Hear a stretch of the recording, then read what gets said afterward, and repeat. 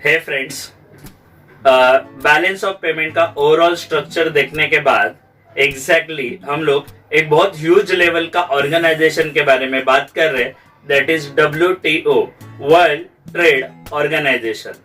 इससे पहले इसका एग्जैक्ट कंसेप्ट था, ये याद रखना कौन सा था, that is GATT, GATT, general agreement on trade and tariff. तो ये जो जनरल एग्रीमेंट की बात कर रहे हैं, that was just a contract between the member country. जब 1947 में ये जब स्टार्ट किया गया था, वो टाइम पे एकदम टेक्निकली हम लोग देखें तो only 23 countries were there in this starting. तो इसके जो फाउंडर मेंबर थे, फॉर्चुनेटली इंडिया भी उसमें से एक फाउंडर मेंबर था, और इंडिया का फाउंडर मेंबरशिप होना ये अपने आप में अपने लिए ये इंडिकेशन जा रहा था कि सेकेंड वर्ल्ड वॉर के बाद अगर हम लोग देखते हैं तो वर्ल्ड लेवल पे कोई भी बड़ी बात बनती गई तो इंडिया फ्रीडम के साथ से ही उसमें वर्ल्ड लेवल का जो इकोनॉमी है या और कोई स्ट्रक्चर है उसमें सपोर्टिव रोल प्ले कर रहा है। वो जो 23 कंट्रीज थे, उन लोगों में कोई इंटरनेशनल ट्रेड ऑर्गेनाइजेशन ऐसा एक ऑलरेडी पैरेलल लेवल का कंसेप्ट चल रहा था, बट वो अनफॉर्चुनेटली उतने लेवल तक सक्सेसफुल नहीं हुआ और अमेरिका उसका एक पार्ट नहीं बनी थी, और इसके लिए वो दूसरा जो ऑर्गेनाइजेशन था वो वर्कआउट नहीं हो रहा था। इन बिटवीन ये वाला जो सेक्शन स्टार्ट हो गया था, और सबसे पहला मीटिंग जो गैट का था वो हुआ था जिनेवा राउंड में। तो जिनेवा राउंड में एक ओवरऑल अगर हम लोग बात करें तो जिनेवा में ये स्विट्जरलैंड में जो प्लेस है जिनेवा, वहां पे ये कंसेप्ट जो था वो जन्म लिया, डेवलप्ड हो गया। सभी 23 कंट्रीज मिलके एक वर्ल्ड लेवल पे एक बहुत अच्छा ऑर्गेनाइजेशन बनाएंगे और ट्रेडिंग स्मूथ होगा, इस तरह से चला। बट यहाँ पे जैसे मैंने अभी थोड़े टाइम पहले बोला, इट्स जस्ट जनरल एग्रीमेंट। यहाँ पे कोई भी इंटरनेशनल ऑर्गेनाइजेशन नहीं बन रही थी, मल्टी ट्रेड एग्रीमेंट जो था वो मिसिंग था। और एक बात थी यहाँ पे कि गैट जो था वो कम्प्लीटली गुड्स से ही रिलेटेड था, मतलब जो भी टेक्निकली हम लोग बोल सकते हैं टेंजिबल चीजें थी उसी से खाली रिलेट कर रहा था, सर्विस सेक्टर इसमें इंक्लूड नहीं था। तो जो फर्स्ट राउंड हुआ था जिनेवा में, ये जिनेवा का जो फर्स्ट राउंड था उसका सोच यही था कि वर्ल्ड लेवल पे first world war, second world war, जो यूरोपियन कंट्री मोस्टली कॉन्सेंट्रेट हो चुकी थी, तो उसमें आपस में मारामारी नहीं होना चाहिए। तो वर्ल्ड का सबसे beautiful and rather most important is peaceful country जो है वही स्विट्जरलैंड, उसके यहाँ पे जिनेवा में इसके ऊपर सोल्यूशन निकाला जा रहा था, that is gate.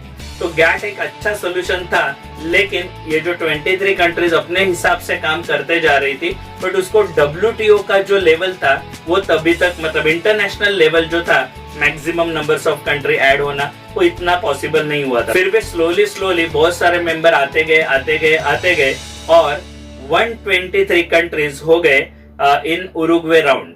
Uruguay round जो था वो 8th नंबर का राउंड था, दैट हैपन इन ईयर 1986। तो ये जो 86 वाला राउंड था उरुग्वे वाला, उसमें सबसे इंपॉर्टेंट हुआ था डिसीजन कि अभी इसको ना बहुत अच्छी तरह से हम लोग डेवलप करेंगे और जो इंटरनेशनल ट्रेड ऑर्गेनाइजेशन जैसा कुछ बनाएंगे, जो वो टाइम पे स्टार्टिंग में IMF, वर्ल्ड बैंक के साथ डेवलप होने वाला था बट नहीं हुआ था। तो ऐसा एक बहुत बड़ा ऑर्गेनाइजेशन बनाने के पीछे ये सब लोग मिले थे, और उसी टाइम में उरुग्वे राउंड, जहाँ पे पुंटा डेल इस्टे, यहाँ पे एक ब्यूटीफुल रिसोर्ट में ये पूरा का पूरा ऑर्गेनाइजेशन के 123 कंट्रीज के लोग बैठे थे, और वो जो राउंड था वो एक बहुत लॉन्ग ड्यूरेशन चलने वाला राउंड रहा है, 8 इयर्स तक वो चलता रहा। 1986 में जब उरुग्वे राउंड स्टार्ट हुआ था तो अराउंड 123 कंट्रीज ये ग्रुप में आ चुकी थी। अभी मतलब गैट का जो इम्पोर्टेंस था स्लोली बढ़ रहा था, बट डेवलप कंट्रीज जो थी वहां पे थोड़ा सा एक प्रॉब्लम था कि वो लोग उसको गलत तरीके से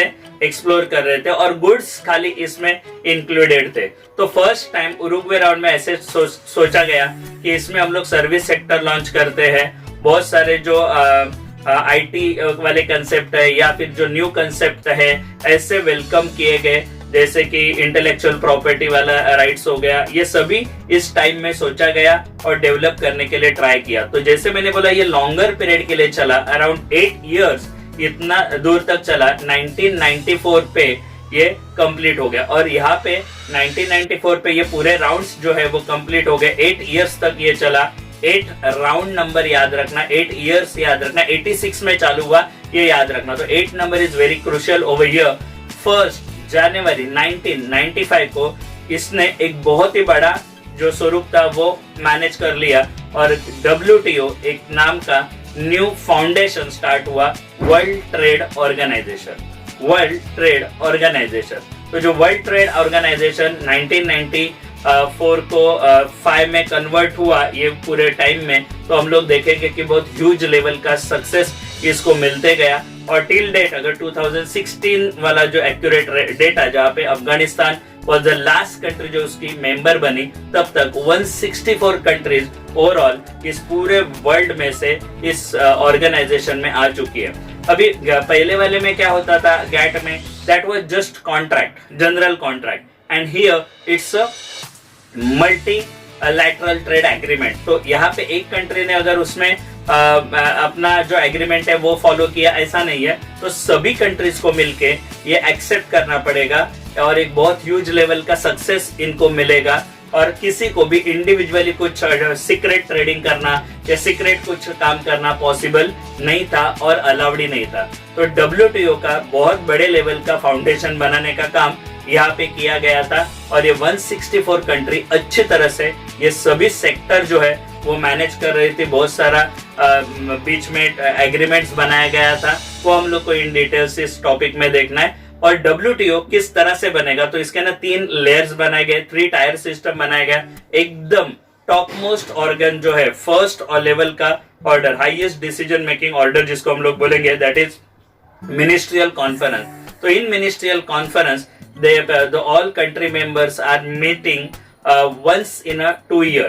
तो दो साल में एक बार ये लोग मिलते हैं, बहुत इंपॉर्टेंट वाले मल्टीलैटरल ट्रेड एग्रीमेंट के ऊपर सोचते हैं, बात करते हैं और उसके ऊपर साइन करने का जो काम है मल्टीलैटरल ट्रेड एग्रीमेंट्स वो यहाँ पे होता है। सेकंड, जो डे टू डे एक्टिविटीज है उसको मैनेज करने के लिए द जनरल काउंसिल, ये सेकंड लेयर जो है वो जिनेवा में जो इसका ऑर्गेनाइजेशन है, वर्ल्ड ट्रेड के जहाँ पे ऑफिसेस है वहाँ पे ऑल ओवर कंट्रीज के जितने भी मेंबर्स है वो सभी लोग, अराउंड 500 से भी ज्यादा स्टाफ यहाँ पे जो जिनेवा वाला कंसेप्ट है, एरिया है वहाँ पे है पूरे वर्ल्ड के, और वहाँ पे वो एवरीडे वाला जो वर्क है वो एग्जीक्यूट करते रहते हैं। और लास्ट में बहुत सारे काउंसिल्स है, एक ट्रेड काउंसिल से रिलेटेड हुआ, पर्टिकुलर गुड्स से रिलेटेड हो गया, तो ऐसे बहुत सारे अलग अलग काउंसिल्स है, उसका एक लेयर आता है या टायर आता है। तो इस तरह से ये पूरा का पूरा 3 टायर वाला सिस्टम WTO का वर्क होता है। और WTO जब से आ गया तो बहुत सारे अलग अलग लेवल के